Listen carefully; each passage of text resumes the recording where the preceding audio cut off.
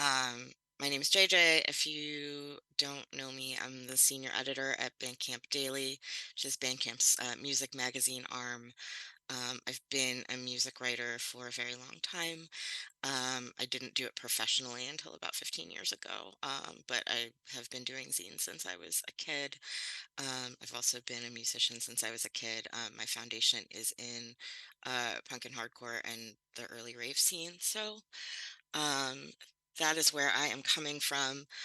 A lot of the information that I'm giving you today is Bandcamp specific, like it's some extra tips and tutorial info on using Bandcamp because I find that a lot of people don't take advantage of all of the features that it actually has. Um, but if I can give any general advice for self-publishing, on the internet, it is really to do that research and to use um, the the most capability out of every feature that a site has. They're all slightly different, obviously. And if you are self-publishing in 2023, I'm sure that you have your music up um, a bunch of different sites, possibly including your own website. So yeah, just try to do as much capability to do as much research to get all of the features and capabilities of those sites uh, out of them. Um, some of those features are not advertised, so you might have to do a little bit of digging.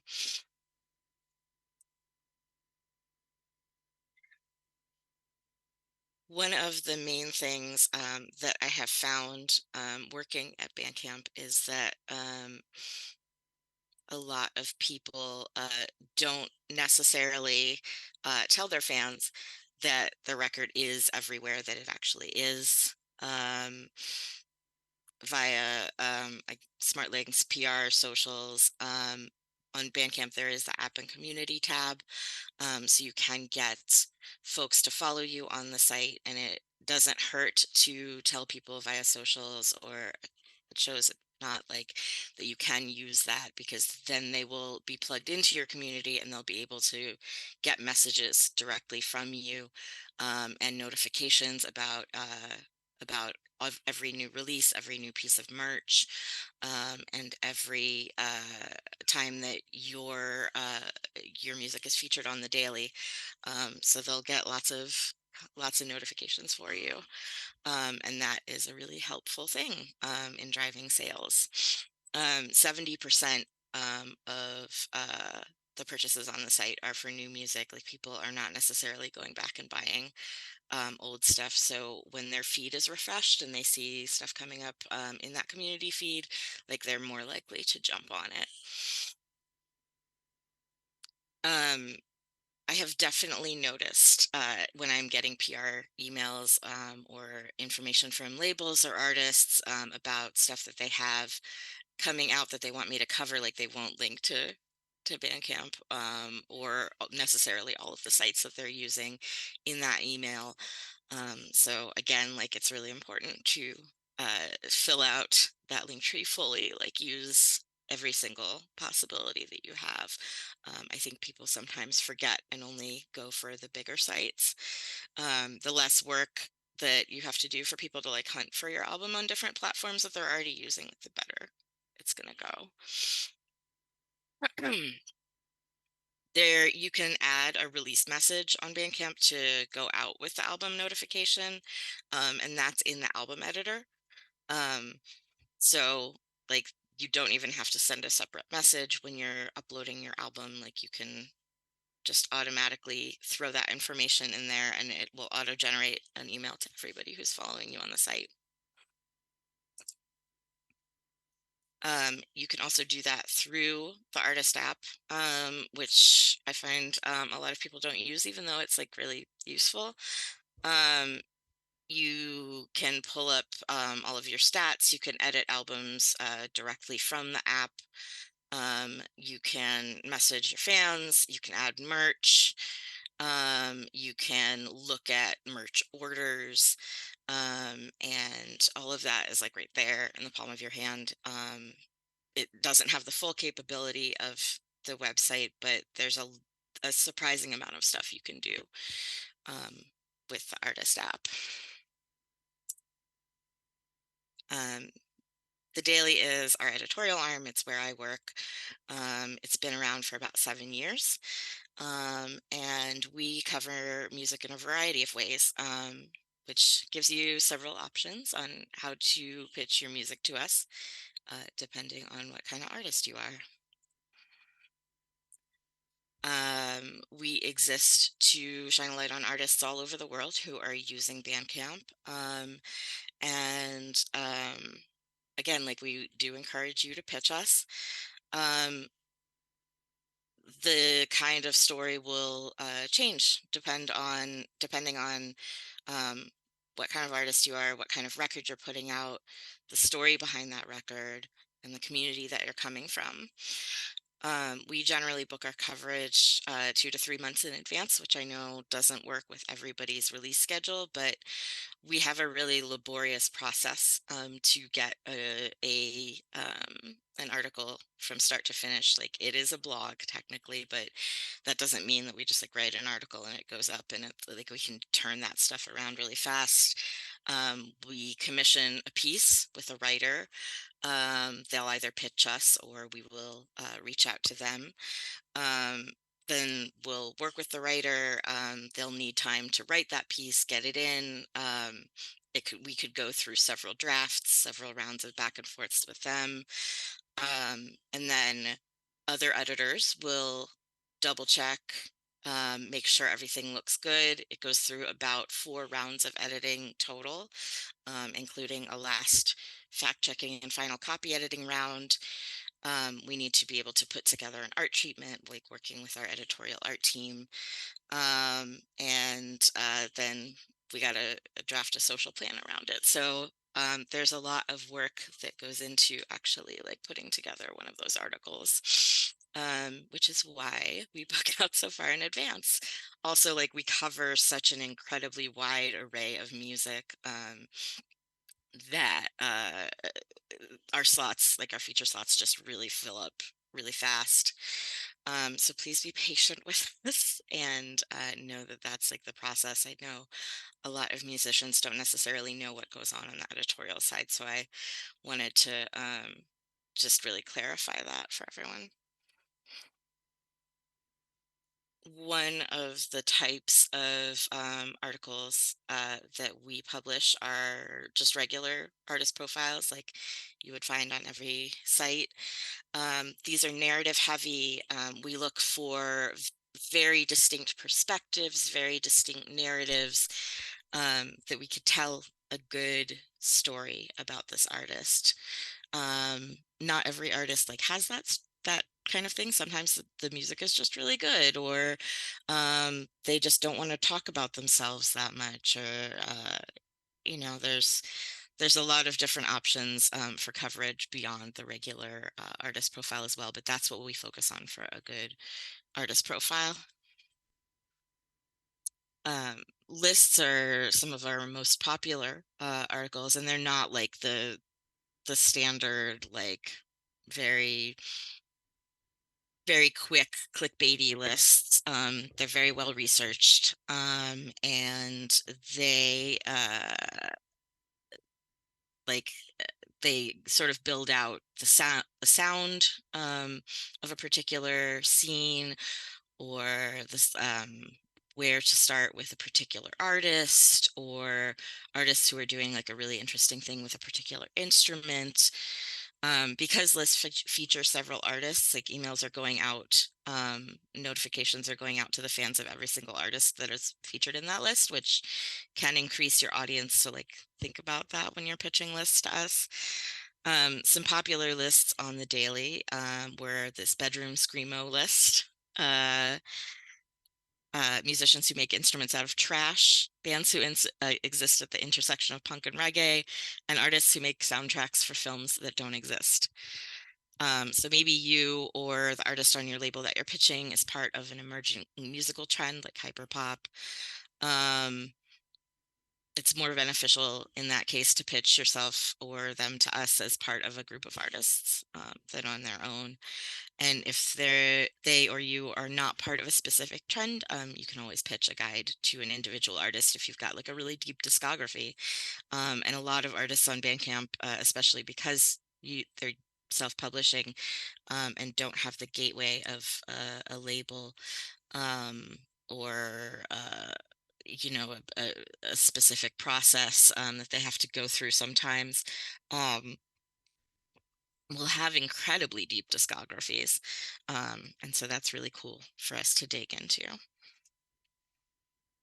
These are some of the scene reports, that we do. Scene reports are like a type of list, but they're my favorite personally to do, because I come from specific like hyper local DIY scenes, and so I love that we get to cover, these hyperlocal scenes all across the world.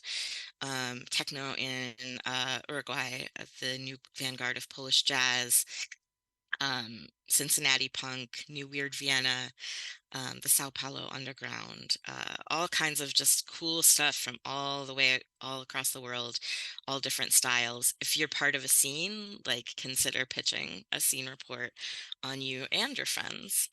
Um, Album of the day is our basic review. It's about 400 to 500 words, digging into the context and the music on the album and the artist's perspective and how all of that comes together.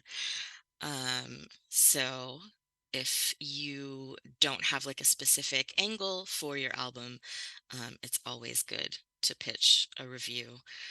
We get to cover just a lot of stuff that just maybe wouldn't fit in any of our other feature categories.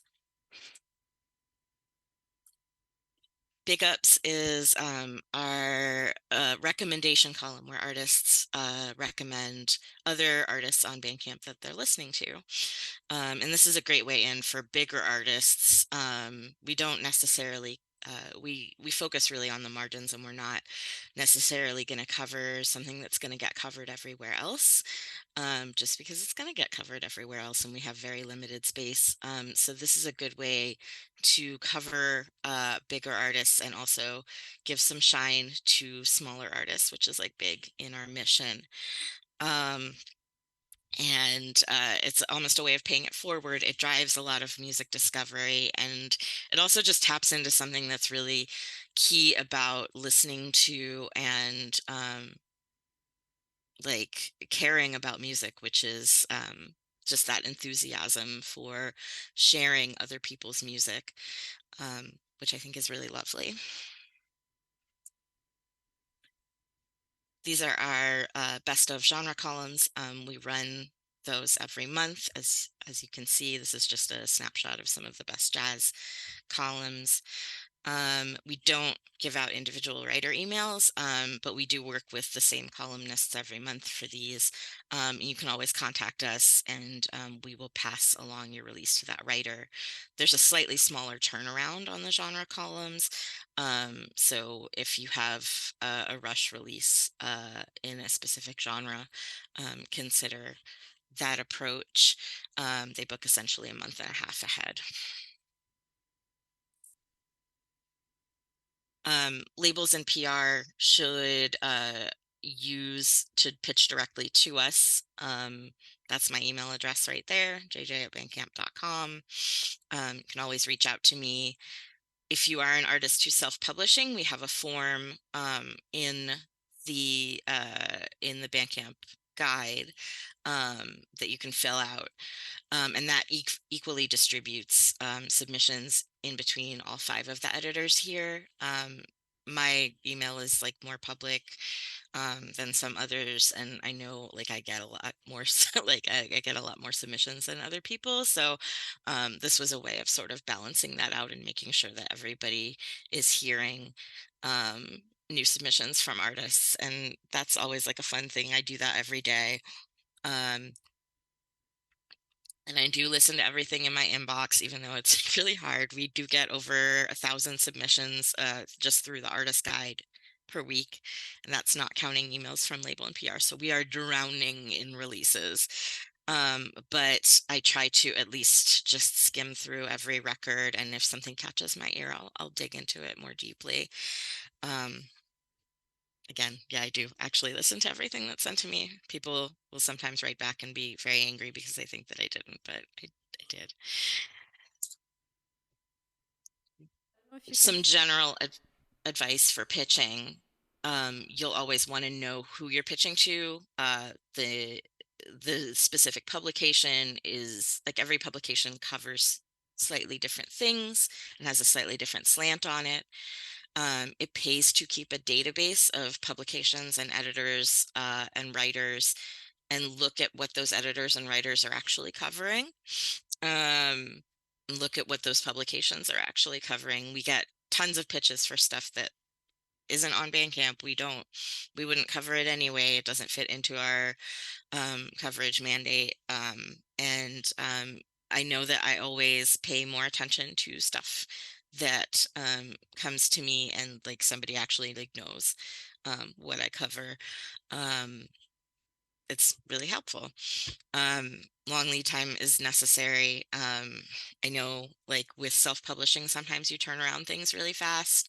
Um, in those cases, like it might make sense to reach out to more um, blog type or zine type publications rather than bigger publications that are going to have the same kind of process that we do. It I know people are really focused on trying to get stuff into big publications, but if you're like working with a niche publication like a zine or a blog, like sometimes you can hit the exact right audience for you. And you'll also be working with somebody who's like really enthusiastic about the music and might not have the kind of ear burnout that you get sometimes when you are an editor at a major publication for a long time. They're not getting slammed with the huge amount of pitches that we're getting. And it's just a different kind of coverage. I don't think it's better or worse than major publication coverage, but I think that people view small publications as maybe not as vital or necessary or prestigious or whatever. But I love small publications, and I think that there's a lot of value in there, especially for musicians who are self-publishing. You'll want to craft a brief and concise pitch, no more than a couple of paragraphs for a specific kind of feature. Attach your bio and promo, give us as much information as we possibly can get, and recognize that we're humans too, and that we get a crazy amount of emails. And in these media times, there are a very small number of publications left that actually are doing this work. So many places have been shut down or had their budget slashed and staff slashed. So we're working on a real a real paucity of resources over in the music journalism space right now, and everybody is crazy overloaded. We might not be able to get back to you that day or even that week, but please be patient with us.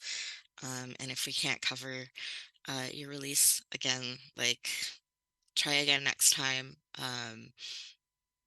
There's just an enormous amount of music for us to sort through.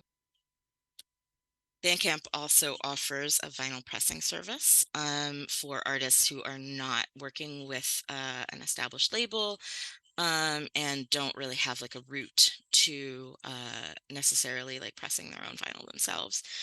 Um, we've tried to streamline that service and make it as easy as humanly possible, even though it is a fairly complex process. 50% of what fans actually buy on Bandcamp is physical merch, which is something to keep in mind if you're not already selling for physical merch on the site. And that's one more reason to press vinyl using the site. But Like, uh, it's something to keep in mind just in general if you're adding teas or tote bags or whatnot. Like that's people are coming to the site to look for merch. So pays to have that stuff up as well. Current manufacturing times for the vinyl program fluctuate. They've been as good as 3 months this year, but currently sit around 6 to 7 months because of the general backlog at all of the pressing plants, um, depending on the project. But they are at more competitive prices than what we started out as. Vinyl campaigns have a success rate over 75%. The average pledge amount is $37. They've ordered over 72,000. Fans have ordered over 72,000 records at this point in time, which is pretty exciting. This is how simple and streamlined the process is through the site. You just pick your release, design your record. You can dial in all of the options, vinyl color, jacket style, um, if it's a double LP, if it's going to have inserts, etc. Um, the system will then calculate a number for how much that's going to cost. You can set your pledge level based on that, from basic through VIP tiers, so that fans can pitch in more for like a signed poster or a limited edition test pressing. And then you will set those levels. You'll have 30 days to make the campaign goal. Like I said, 75% of those campaigns succeed. And once that goal is reached, Bandcamp will coordinate all of the production of the records and ship them out. If you want extras for yourself to sell on the road, we can also do that, or extras to sell in stores. We can totally do that. And we also handle all of the customer support around all of this stuff. We have a dedicated vinyl customer support team.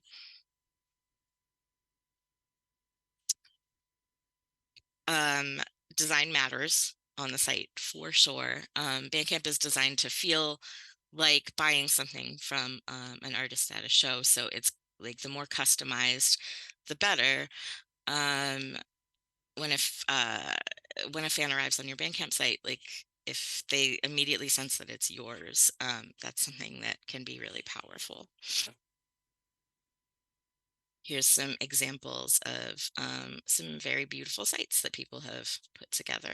And they show you the wide variety of variations on the template that you can do.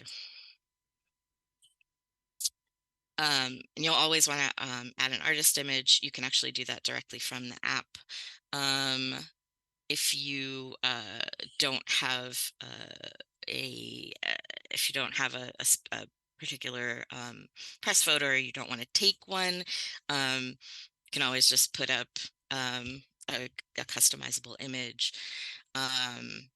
My band right now has a photograph of a particular beloved hot dog stand, which actually made it onto a flyer for a show we're playing, which I thought was really funny, because we don't have an official press photo, so you never know where that image is going to show up. Take the time to actually write a bio in the little side right there. Don't just like copy and paste from other stuff. People actually do read all of this information, and like I know I do personally. But yeah, people really do read all of that info. HTML isn't supported in this area, but you can add links to all of your other sites there as well. And you can edit all of that from your profile. And that means you don't have to like put all of that stuff in the album notes. Like you can just go on the side and people can go off to wherever else from those links. You can add lyrics, which I highly encourage you do. As a music fan, I love knowing that I can read the lyrics. I have been poring over lyric sheets and liner notes since I was a child. And I don't know, the more information on your page, truly, the better to me. That's where you can add the lyrics and the liner notes.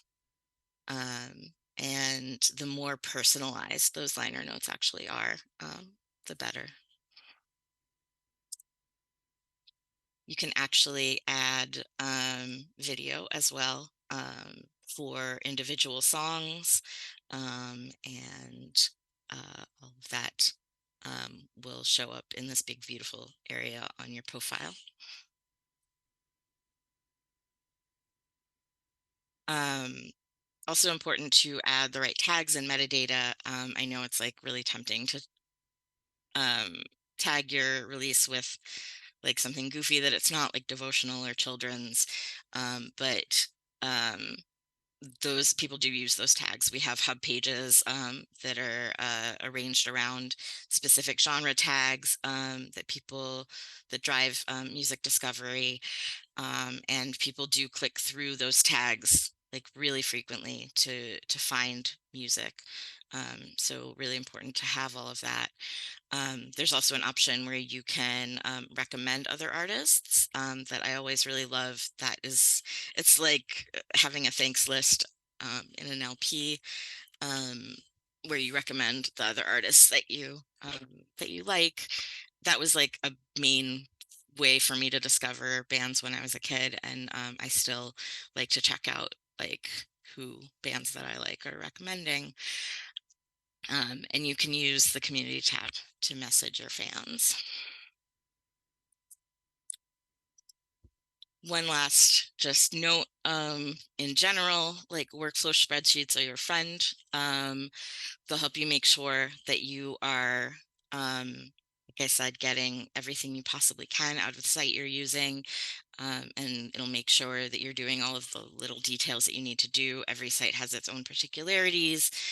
Obviously, like our site has all of these different options.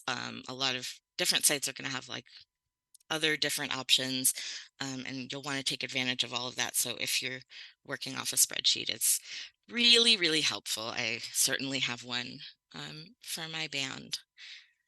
And from there, I can just open it up to questions if people have them.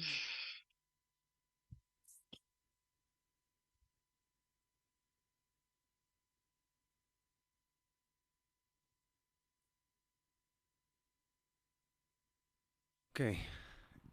Thank you, JJ. I think there were some questions before, but also because the mics were down, so you didn't hear yourself. Yeah. I think people can maybe fire them away now. I know Fatma wanted to ask something. There's another microphone there if you want. Okay. Hi, JJ. Hi. Yeah, thanks for this presentation. I learned, uh, I discovered a lot of new features I didn't know about Bandcamp before. Hmm. Um, hmm. I would be curious about a few things. Like, per day, how many pitches would you say you would get? And also, I can add my other question. So, how many are you normally getting? And where did I have it? And what usually strikes out for you? Not necessarily genre, but visually. What would strike out for you? Like in the email section, let's say. If that Um, yeah, um I probably get over 1,000. I can get over 1,000 emails a day on a Friday. Um, when it's new music release day. But I like on an average day, it's probably between 500 and 700 emails.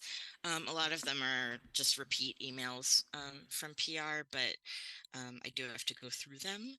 Um, I don't necessarily have like a thing that jumps out to like a specific set of like aesthetics that jump out to me personally. But if something is just like put together with a lot of care, and you can tell, um, that that will jump out to me. Like, I if it looks like a sort of auto-generated cover or something like that, like it's not going to be as interesting to me. The more personal and the more care that was put into it and the more like careful design.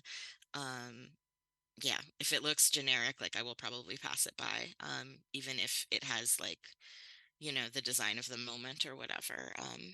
The more personal, the better for me.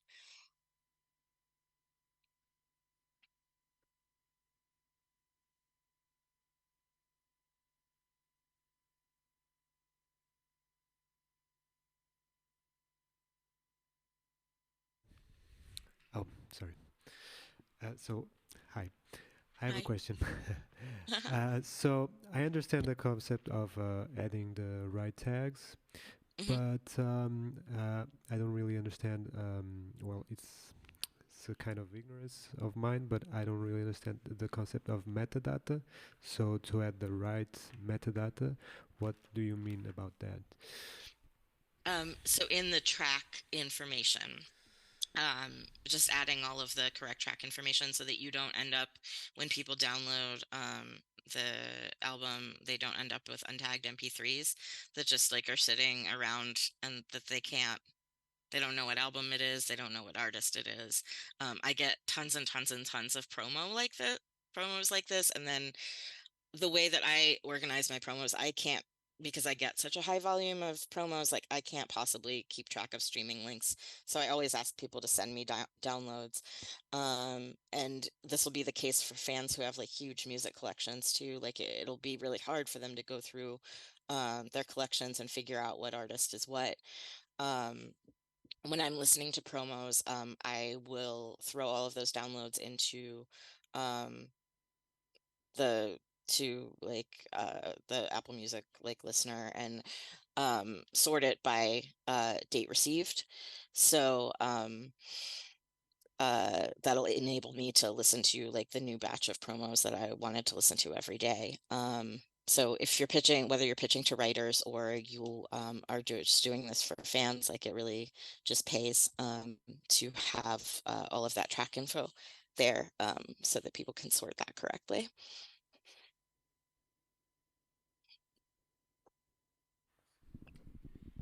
Hey, another question. So, if you're pitching a story for Bandcamp Mhm. Daily, um, and usually do people have a specific, well, people who know the platform, of course, do they have a specific feature in mind, and should they pitch like for a specific feature, like I mean, like album of the day of or the review of some scene, or I don't know, like, do you decide that, or can they approach different, for example, different possibilities? Like, okay, if you, this could be interesting for a review of a scene, but also here's different material if you want to do it like in a different feature. Like, how does that happen? How do you define which? Yeah. You like if they don't send us any information on um like if they pitch us for a specific kind of feature, we will definitely think about that. Maybe like maybe we'll be like, I don't know about this particularly working for this feature, but we could try this one. Um, but if I just get like a, generic pitch, like I'll just think about what kind of feature that could possibly fit into. Like if, if they mention lots of different other artists that they're working with in their community, like I'll think, oh, that could be a cool scene report. Or they mention like that they're at the forefront of a certain sound. I'll think like that could be a cool list. Or they're working with like a specific instrument. Or there's like a really strong narrative there. Like there's a strong concept to this album, and the artist has a lot to talk about as far as like their personal life and what brought them to the context of the album. Like I'll think, oh, that would be good for a profile. But I love when people bring those ideas to me. It's really helpful and helps me think about where we could possibly place it. Anyone have a question, or should I just keep on with my 100 questions? No, no, no, it's okay. Yeah, well, maybe, I don't know. I think I'd like to know about some, well, either a success story you can tell us about, maybe some artist releasing on Bandcamp, but I don't know, with some specificity or something that really inspired you, like in the last few years since you're doing it, some story or some yeah, mostly some story of some artist or some scene that really inspired you and why. Mm. I don't know if I can say like specific success stories because like there's a lot of those. Like there's a lot of people who just like have found their niche and like that's what Bandcamp is good for, in my opinion, is just like it's really good for like finding your particular niche. And I know a lot of artists have found that and then blown up from there. And I actually know very well that like management companies, venues, and larger labels read our coverage and are often like picking up artists that they would like to book or work with from that coverage. Like I know that because I talk to those people, and that feels good to me that we can that spotlighting an artist on the daily might be able to like give them not just a little bit of spotlight for a moment, but like that might launch them into something bigger. Trying to think of like specific stuff that's really inspired me. It's like a really daily thing for me. Like I just love working with artists, especially just like people who have no PR label representation, or like super small labels that are like just like getting off the ground or have their like very particular niche. Um, like I love being able to like give those people a bigger spotlight, and that's really exciting to me. Trying to think of some of the I'm gonna go back and look at some of the scene reports that we've done because those are seriously my faves.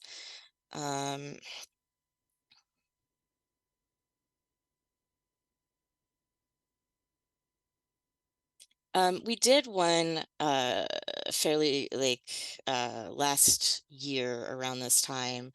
A couple of different scenes in both Seoul and across Vietnam, who are coming from like pretty similar, um, just real like taking in the younger artists, taking in a lot of inspiration from a lot of different sounds, a lot of different styles, and pushing them into like really interesting experimental forms. Um, in that sort of way that that we do now. And like we ran those pretty close back to back, and I really just loved hearing about how these artists were both like working within their community and in their local scene to develop like a specific lexicon, a specific language. Um, but they were also taking in just like an incredible amount of information and like processing it and like being like, no, I want to like warp it in this way or twist it in this way or like meld these things in a way that's really unique. So I really loved those two pieces. I loved working on them back to back. I think that's a pretty good example. One thing that just came to my mind again, that you introduced that you can actually press vinyls or do vinyls with Bandcamp. Hmm. And actually, our just the masterclass we had just before was with people working with distribution for K7. So we just Hmm. talked about press plants and all of this. One thing we talked about there is that we were talking about how to be more sustainable in music Hmm. and the costs around this, and if it's possible to not use so much plastic and so on. And one thing they Hmm. said was that it doesn't make so much sense to press, let's say, only 10 vinyls because Hmm. the cost for a pressing plant to even Start the production. start the production, make the mold, or however this process is, Hmm. costs a lot. So financially, it doesn't make sense. You might as well press so you have enough because it doesn't make sense. But can you talk more about how the whole process works if you do it via Bandcamp, and just your own thoughts around it also. I wish I knew more. I know what is presented in this in this presentation. I don't work with that side, so I can't give you specifics on how the process really works. But I could connect you with somebody from our vinyl team down the line if you were interested in that. Just email me and I can connect you with somebody. Rochelle and Ava, who work on the vinyl team, are both amazing, and they would be happy to like talk to you about this stuff. And I know that sustainability is a thing that they care about as well.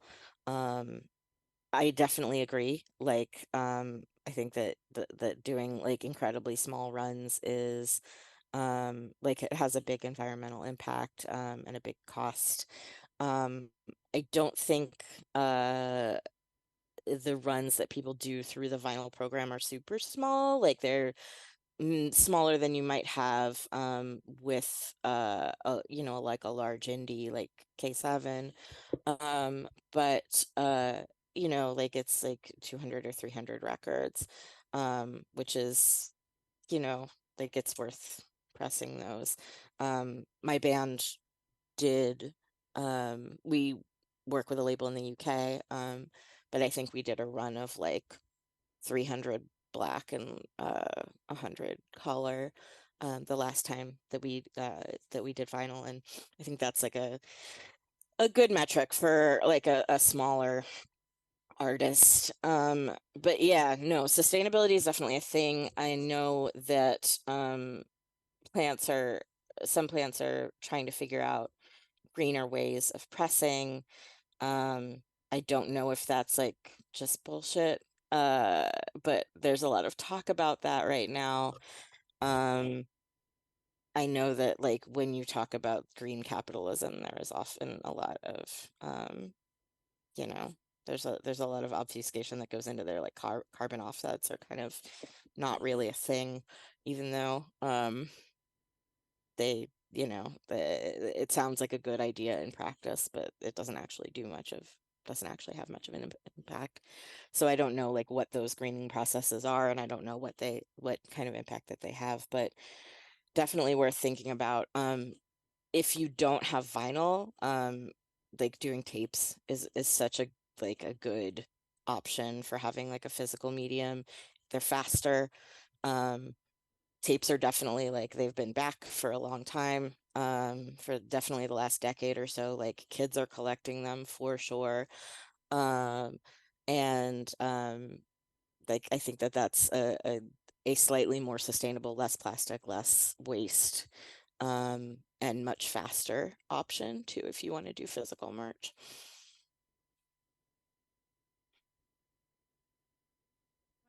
First, I want to thank your platform for all you do for artists and for being friendly as no other platform online right now.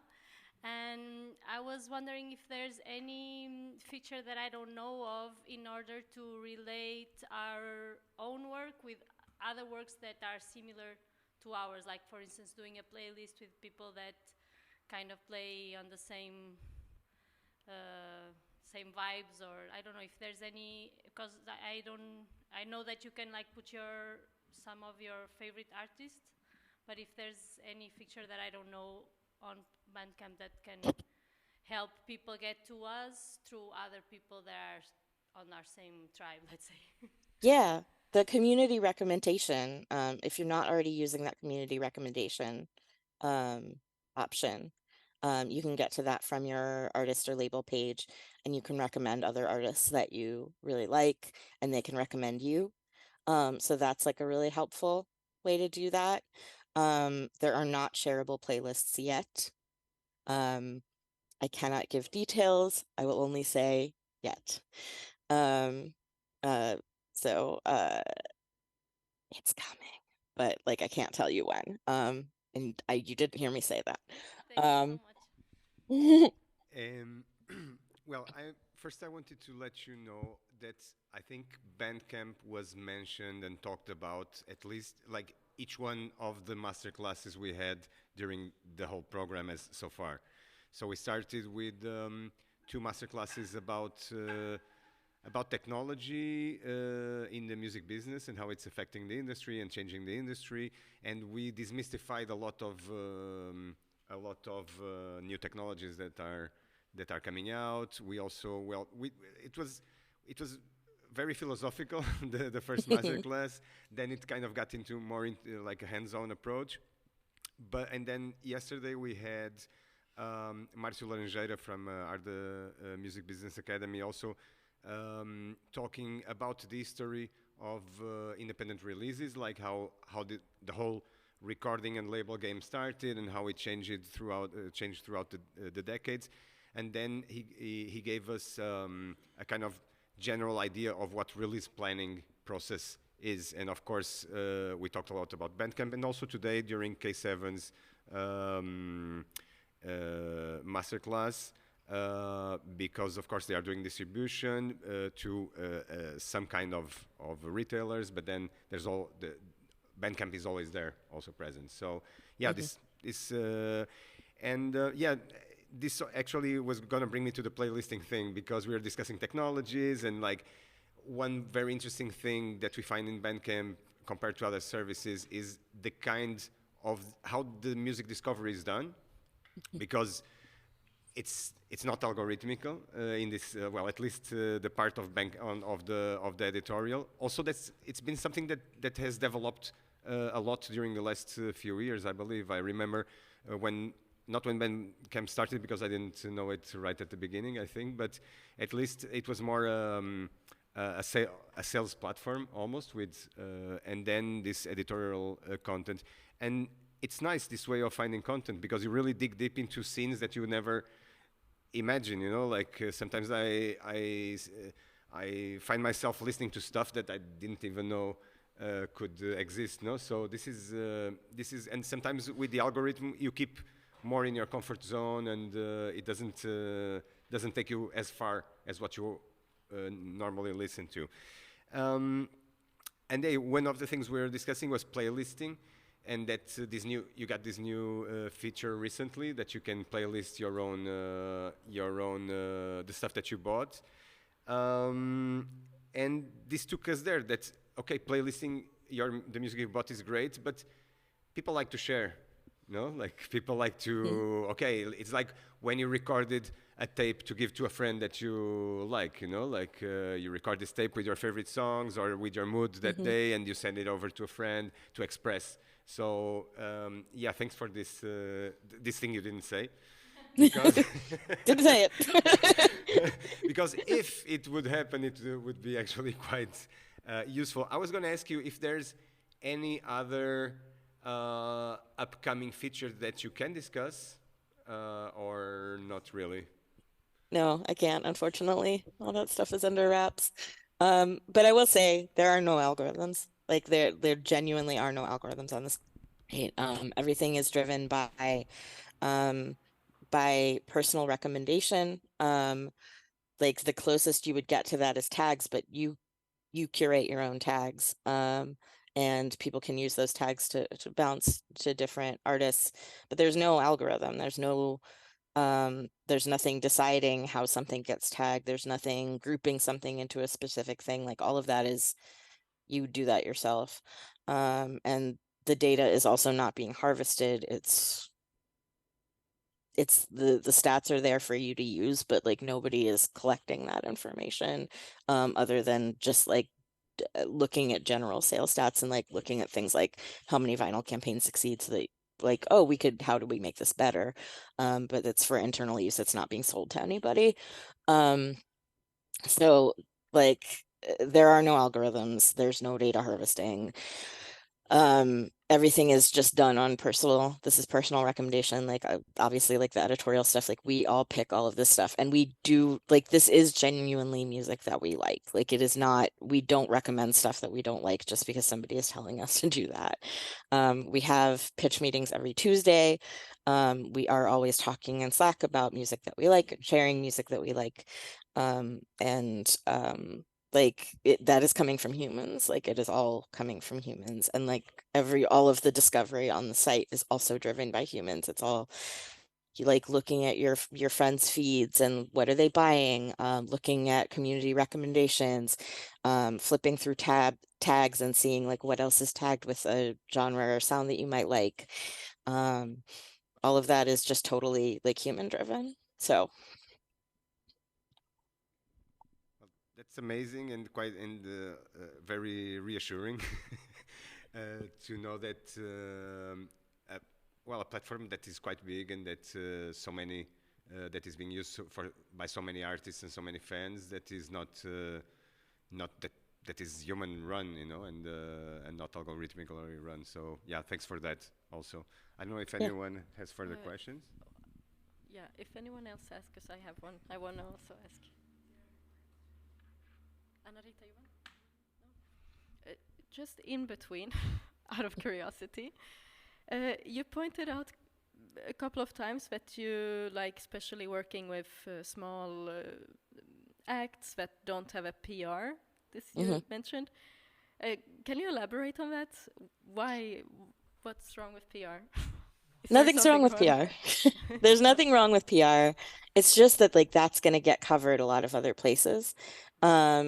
Like that it's going out to a ton of other people, and like an artist that doesn't necessarily have that, or like a really small label that like they only use Bandcamp and their own website, like they don't have a ton of other distribution. Um, that's just going to be something that like we have a chance to do that other people might not have a chance to do, and like that's a story that we might be able to tell that nobody else has a chance to tell. And that artist might not have another place that they could get featured at the same level, and so it's going to mean something to them in a way that it doesn't necessarily, for an artist who's going to get featured at like a whole bunch of different places. Like it just makes the relationship special, and it makes me feel like really good when you can see that translate into sales for an artist too, like because you can buy directly from the daily, and so we can see how many people are buying the record, wishlisting it, listening to it, and it just like it. As an artist myself, like I know how much like that means to just be like, oh my God, like I don't have another option, and I don't feel like anybody else is hearing me or telling my story. So, um, like I'm a big like proponent of the little guy, and that's just my personal perspective. Like I'm always like for the underdog and the little guy. So, um, I don't know, it just is special to me personally. Actually, Aitor from K7 was talking about this too today because he's also an artist and he released on Bandcamp, and he was explaining how he sent it for editorial, and he got featured on New and Notable, and suddenly one day he wakes up and like bing bing bing, you know, and there's like, oh, another follower, oh, another sale, and I was like, what happened? And he noticed he was on the on this. It actually happened to us with the new chronologies of sound Mhm. release. Also, we were just like our I think our third record or something, and you actually featured it on the new and notable, and it made this huge difference from one day to the other. Like the listens boomed, and so it's actually a small feature, but the fact that it's also there, like, and I think, yeah, it's nice that you have these different levels of featuring artists. No, some go more in depth, some are just like some references, but it actually helps a lot. Yeah, I love like New and Notable is such a small spotlight. It's just on the homepage, and you can just like click directly to the record from there, and it's there's like a one sentence blurb that we write. Um, but like it drives a crazy amount of followers and sales, and we like see that, and like that's really exciting. So like I don't know, I just love knowing that like I'm lifting up somebody whose music deserves to be heard. Like that's just a really exciting thing to me.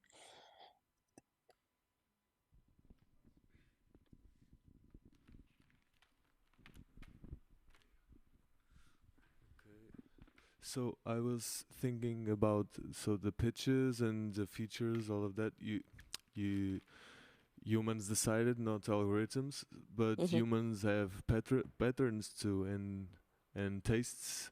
So I Hmm. was wondering if you do have kind of rules like we have to act, this amount of rock, this amount of classical, I don't know, or this amount of non-binary persons, this amount of, I don't know. Do you have some rules for your tastes, or everyone it's free We for? don't have like specific, like written in stone rules, but the general guidelines are we want to feature as many different styles of music from as many different places in the world, um, people with all kinds of different identities, all kinds of different perspectives, like especially like focusing on marginalized people whose voices are not being heard necessarily in the mainstream industry, or are not being heard in the mainstream industry in a way that feels authentic to them. Like I know, as you know, like a trans person in this industry, and as a trans musician, like I'm very resistant to like personally like people describing my band as like a trans fronted band, or like really like focusing very heavily on identity to the exclusion of um our perspectives and our ideas. And so we try to let we like really like focusing on people who aren't necessarily getting heard, uh, but we try very hard to like let like what they're actually saying and what the content of the music is drive something. And like sometimes people won't want their identity like mentioned in an article. It won't be like a thing that's like really salient to the music, and sometimes it is something that's really salient to the music, and sometimes that it's like the focus of the album. And so like we'll it's up to the artist to talk about that stuff or not. But we do try to cover the widest array of music we possibly can, and like focus our attentions like specifically at the margins and on artists who aren't um, being shut out of the mainstream music industry. Yeah. You also mentioned that on Tuesdays you have editorial meeting. Well, I understand that this is very, it's your internal conversations, but would you say that there are um, uh, discussions about the current, I don't know, political, do you have political discussions during these meetings? Do you, or yeah, I don't know. It would be very interesting to have a little insight about what you're talking about. I don't know if we necessarily talk politics in those meetings. There's definitely like an awareness of the general like political state of the world, um, especially for some of us. Like some of us, our identities mean that we are more impacted by like what's going on in current policy decisions. You know, there are a number of women of color on my team, and I am trans, and um, nearly everybody on our team is queer, which is a uh, a rarity in editorial teams. Like I've never been on a team like this before. It is definitely the most diverse team that I've ever been on. And it we definitely, I mean, like all of that is just like in our lives. And so, you know, we're friends and we talk about the stuff in our daily lives, and it definitely like impacts all of us for sure. But I don't know if we like necessarily discuss it in the meetings. But we do talk about it in terms of like um I don't think I'm giving like a huge secret away in saying that we're like not particularly interested in featuring fascists. And so uh like if sometimes it is hard to suss out people's connections to those things, especially in metal. And so we definitely talk about that process, um and what it means to do like a thorough background check on an artist and make sure we're not spotlighting somebody who um is opposed to uh you know um the lives of multiple people on our team. So that definitely comes into play. And like talking about how to feature artists and how to, like I was just talking about how to talk about identity in a way that is not patronizing or further marginalizing or fetishizing, how to let the artist like really drive that conversation. Like that's something that we talk about. Um, how to like whether like we do some stories that are like very political, like we have covered a number of Palestinian artists and a number of we've covered like anti-Zionist hardcore bands, and we have done stuff about various people in Eastern Europe who are doing like anti-war work, and um, so like we do, I mean, like there is political slant to a lot of the stories that we do, and we are not shy about including that. Um, it is a key part of the story for a lot of those artists, and we don't want to erase that from their context. I just wanted to add, because I'm not sure if you talked about it because I was 5 minutes late for class, but there's two things that I really like and I think most of the artists use, and it's really useful for us, which is the Bandcamp Fridays. Thank you Hmm. for that. And also a very useful thing that I find in Bandcamp is the codes that Hmm. once you sold a bit, then you guys are super sweet and give us download download codes for our own music so we can share it. And Hmm. yeah, just wanted to, if people don't know about it, so people can know about it, because it's two really good tools that your webpage offers, and it's really useful to, Absolutely. yeah. And Bandcamp Fridays will continue through 2023.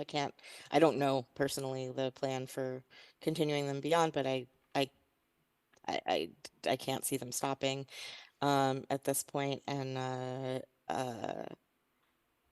hope they don't. I know that they're like incredibly useful to artists. And we also always do the Juneteenth fundraiser every year that goes to a very specific legal fund that works with Black folks in the U.S. So that's I'm proud of that as well. I'm glad that we get to do that. And yeah, the download codes are great. And if people are don't know about that, like you just said, once you sell a certain number of downloads, you get more codes to give out to people to share your music, which is cool.